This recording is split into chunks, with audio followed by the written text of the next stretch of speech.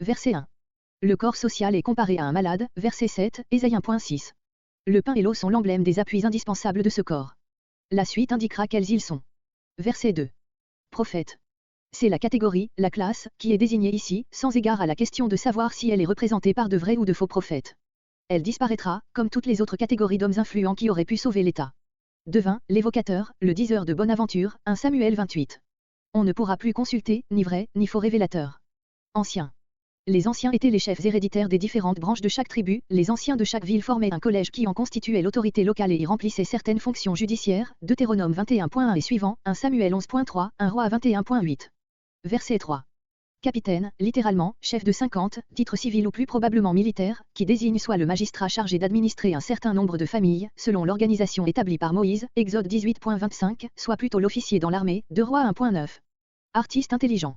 Le mot hébreu désigne un artisan qui travaille le fer, le bois ou la pierre. Enchanteur, proprement murmureur, celui qui prononce à demi-voix des formules magiques. Verset 4. Voyez verset 12 la menace déjà accomplie. Verset 5. On peut comparer à ce tableau celui de l'anarchie qui régnait à cette époque dans le royaume des 10 tribus, 2 Rois 15. Verset 6. Versets 6 et 7. Telle sera la misère, que celui qui possédera seulement un manteau et sera en état de se présenter convenablement, passera pour riche. On lui offrira le pouvoir, mais il refusera d'être le médecin de l'État. Verset 8. L'insolence d'Israël a irrité l'Éternel. Aussi la menace versets 4 et 5 s'accomplit-elle déjà, versets 8 à 12.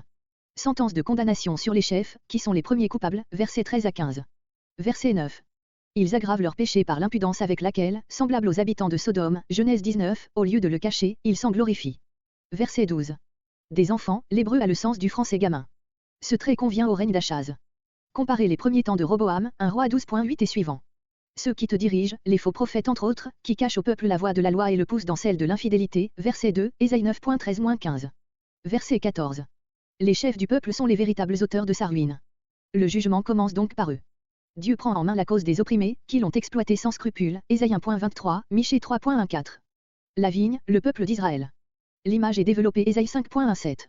Verset 16. Verset 3.16 à 4.1 L'orgueil des femmes sera humilié, leur opulence fera place à la misère et à la captivité. Anneaux des pieds. Ces anneaux, d'ivoire ou de métal précieux, se portaient, comme de nos jours en Orient, au-dessus de la cheville, les anneaux des 2 pieds étaient reliés par des chaînettes qui produisaient une sorte de cliquetis et ne permettaient de faire que de très petits pas. Verset 17. Traitement infligé aux captives, verset 24. Verset 18. Les objets de toilette énumérés ici, versets 18 à 23, n'étaient pas portés tous à la fois par la même personne. Les noms de plusieurs d'entre eux indiquent qu'il était de provenance étrangère. Soleil, petites boules ou disques en or, qui se portaient, ainsi que les croissants, suspendus au cou. Verset 20. Diadème, coiffure qui faisait aussi partie du costume des prêtres et des mariés, Exode 39.28, Ésaïe 61.10. Chaînette des pieds, voir verset 16, note. Verset 21. Amulettes, pierres précieuses ou plaques de métal sur lesquelles étaient gravées des formules magiques et qui servaient en même temps d'ornement. Anneaux du nez, tels qu'on en porte encore aujourd'hui, soit sous forme de boucles suspendues à l'une des narines, soit sous forme d'anneaux fixés entre les 2 yeux pour retenir le voile qui couvre la partie inférieure du visage. Verset 23.